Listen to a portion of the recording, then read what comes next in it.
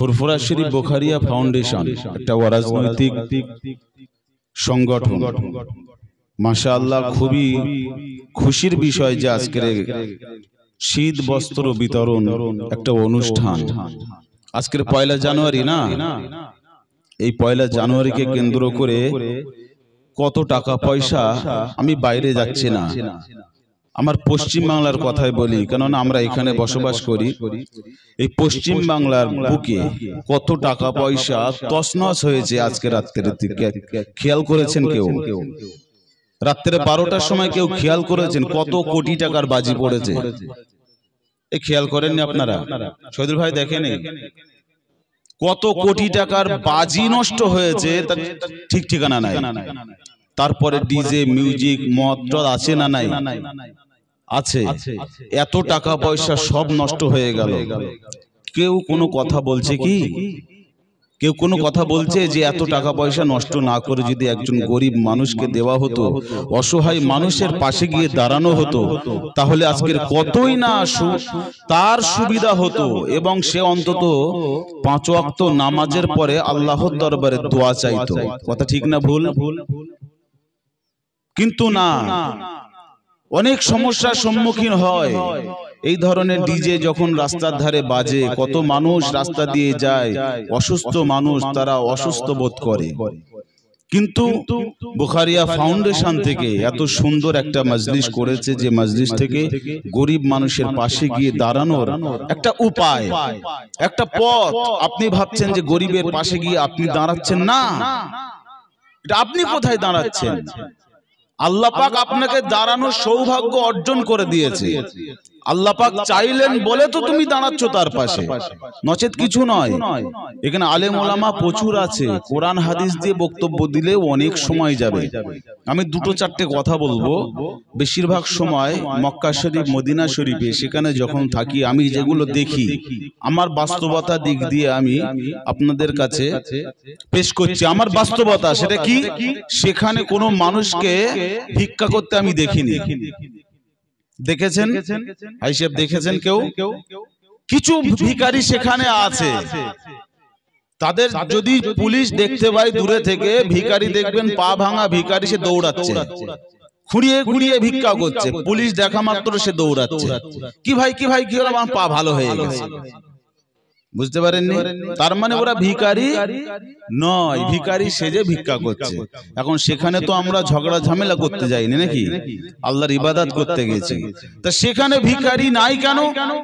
সেখানে ফজল খরচাটা খুবই কম হয়। তারা খরচা করে, বিনিয়োগ করে কোন জায়গায় জানেন?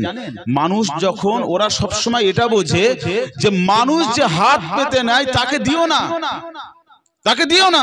তাকে কেন দিচ্ছ তুমি? সে যখন হাত পেতে পাবে, সে দ্বিতীয়বার আবার হাত পাতবে। তাকে একটা কাজ দাও, তাকে একটা সুন্দর পরিবেশ তৈরি করো যেখান থেকে সে ইনকাম করে খাবে। আজকের কম্বল বিতরণ হচ্ছে না, অন্তত 200 মানুষ 400 মানুষ কম্বল পাবে, খুবই ভালো কথা। এর চাইতে আরো উত্তম হবে আগামী দিন। এই ফাউন্ডেশনের তরফ থেকে আমি আশা করব, আগামী দিন এই ফাউন্ডেশনের তরফ থেকে গ্রাম থেকে 10টা মানুষ বেছে নেবেন, যে মানুষগুলোর কাছে ব্যবসার কোনো উপায় নাই। ব্যবসার মেন যেটা দরকার সেটা টাকা পয়সা এবং বুদ্ধি। কিসের ব্যবসা করবে, কোথায় করবে? একজন অসহায় মানুষ খেতে পাচ্ছে না, তার পিছনে 10,000 টাকা খরচ করো, করে তাকে একটা ছোট্ট ঘুমটি বানিয়ে দাও, একটা ছোট শপিং জায়গা বানিয়ে দাও। সে সেখানে বসে ব্যবসা করবে, সে উপার্জন করবে, ওই পয়সা থেকে উপার্জন করে সে তার সংসার চালাবে, এবং সে দোয়া করবে যে না, আমাকে একটা কাজ হয়েছে, একটা কম্বল দিয়ে কি উপকার হবে মানুষের। কিন্তু শীতের সময় বহু মানুষের অভাব বাড়ে কখন?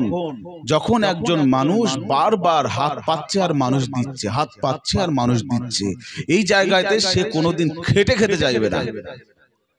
ফাউন্ডেশনের তরফ থেকে আগামী দিন এই জায়গাগুলো আসবে, কিন্তু আজকে কম্বলে আবার সীমাবদ্ধ থাকছে কেন? তার কারণ হচ্ছে মানি প্রবলেম হয়। এটা অরাজনৈতিক সংগঠন না। যদি এটা রাজনৈতিক সংগঠন হতো, রাজনৈতিক নেতারা এখানে বসে বসে কেউ 10,000, 20,000, 1 লাখ টাকা দিয়ে যেত। কিন্তু যেহেতু অরাজনৈতিক সংগঠন, কেউ আসবে না আপনার পাশে, কেউ থাকবে না আপনার পাশে। তাহলে থাকবে কারা? আমার আপনার মতো সাধারণ মানুষ যারা, সাধারণ মানুষকে আগিয়ে আসতে হবে। সাধারণ মানুষ আগিয়ে এসে এই ফাউন্ডেশনের হাতটাকে মজবুত করে ধরতে হবে। তাহলে দেখা যাবে আগামী দিন এই ফাউন্ডেশন থেকে আপনার গ্রামে কাজ হবে। আপনার গ্রামের গরিব মানুষ বলে কেউ আর থাকবে না। গরিব মানুষের পাশে গিয়ে এরা মজবুত হয়ে দাঁড়িয়ে থাকবে। ফাউন্ডেশন মানে কি? একটা সংগঠনের মানে কি? যে সমস্ত ছেলেগুলো আজকে নওজোয়ান ছেলেরা ফাউন্ডেশনের পিছনে আছে, এরাও দেখবেন প্রচুর টাকা ফাও খরচ করে না? আমাদের বাড়ির ছেলেদের পকেটে ব্র্যান্ডেড কোম্পানির সিগারেট থাকে, এক একটা সিগারেটের প্যাকেটের দাম 150 থেকে 200 টাকা দাম থাকে। 5 টাকার টুপি তার পকেটে পাওয়া যায় না, যায় কি? যায় না। কিন্তু এই ছেলেগুলো যখন এগিয়ে আসছে এই ফাউন্ডেশনের দিক দিয়ে, ফুরফুরা শরীফ বুখারিয়া ফাউন্ডেশনের দিক দিয়ে লক্ষ্য করে আমি যতটুকু উপলব্ধি করতে পারছি, এদের পকেটে কিছু থাক না থাক টুপি তসবিহ আছে। এরা ফাও খরচা করে না এদিকে ওদিকে, বাজি উড়িয়ে মদ খেয়ে জুয়া খেলে এরা টাকা পয়সা নষ্ট করে না, মানুষের পাশে দাঁড়াতে চায়। এরা মানুষের জন্য কিছু করতে চায়। তাহলে দরকার আছে আমাদের এদের পাশে দাঁড়ানো।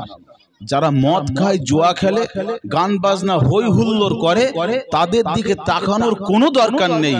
কেউ নেই তো কি আছে, আপনার পাশে একজন সর্বদা থাকেন, তিনি কে? জোরে বলেন, জোরে সরে বলেন। লজ্জা লাগছে? আল্লাহ আপনার পাশে আছে, কারো থাকার দরকার নেই। একটা ফাউন্ডেশন তার পাশে আপনি আছেন যখন, বুখারিয়া ফাউন্ডেশনের পাশে আপনি আপনার জীবনের আপ্রাণ চেষ্টা করে যান এই ফাউন্ডেশনকে কি করে আগিয়ে নিয়ে যাওয়া যায়। বড় বড় কাজ করাতে হবে ফাউন্ডেশন থেকে, ছোট ছোট কাজ করালে হবে না, বড় বড় কাজ। আহমদ ভাই কাল যখন আমাকে বলেছে যে এরকম একটা আমরা সমাবেশ করতে চলেছি, ছোট্ট সমাবেশ, সে সমাবেশ থেকে গরিব মানুষের পাশে দাঁড়ানোর জন্য কিছু একটা প্রয়াস, একটা চেষ্টা আমরা চালিয়ে যাচ্ছি।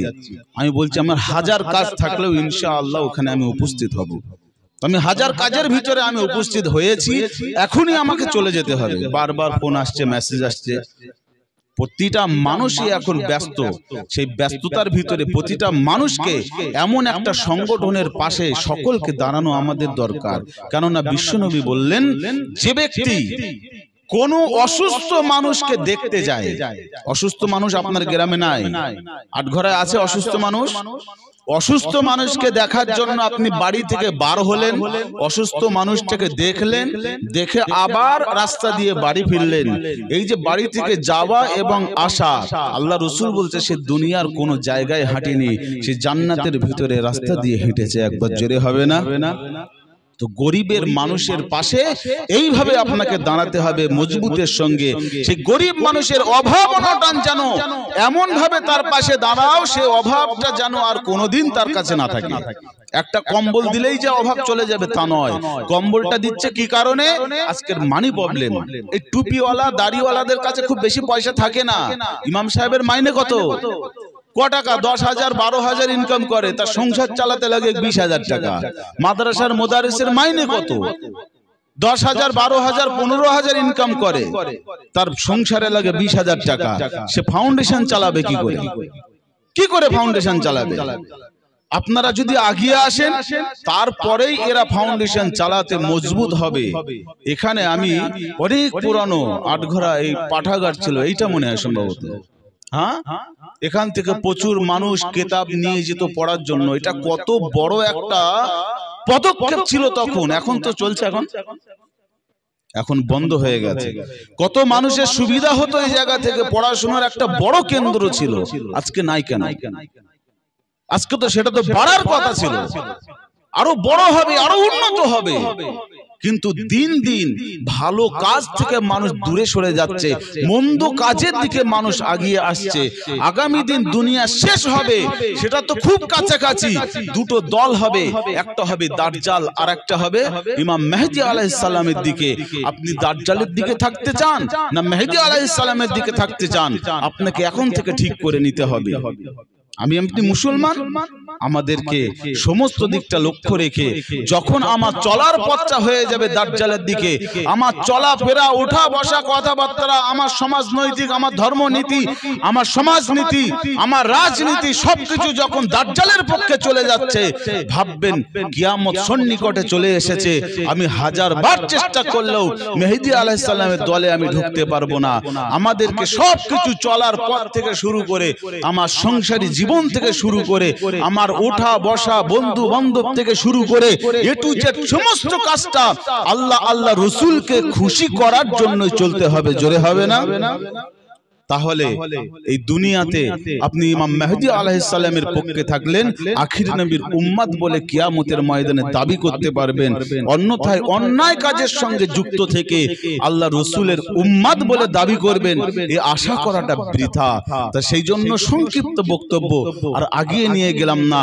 আমি এতটুকু বলবো, এই ফুরফুরা শরীফ বুখারিয়া ফাউন্ডেশনের যত কমিটি আছে, আমি আমার তরফ থেকে যথাযোগ্য যোদ্ধা এদেরকে জানাই যে আগামী দিন এই ফাউন্ডেশনকে তারা আগিয়ে নিয়ে যাক। এরা যত রকমের সাহায্য সহযোগিতা চাইবে, আমি আমার মতো আমি যতটুকু পারবো এদেরকে সাহায্য সহযোগিতার হাতটা বাড়িয়ে দেব। আগামী দিন এই ফাউন্ডেশন কিভাবে বাড়ে সেদিকেও আমি লক্ষ্য রাখবো। আপনারাও থাকবেন তো সাথে? বলেন ইনশাআল্লাহ। জোরে বলতে পারলেন না? ইনশাআল্লাহ।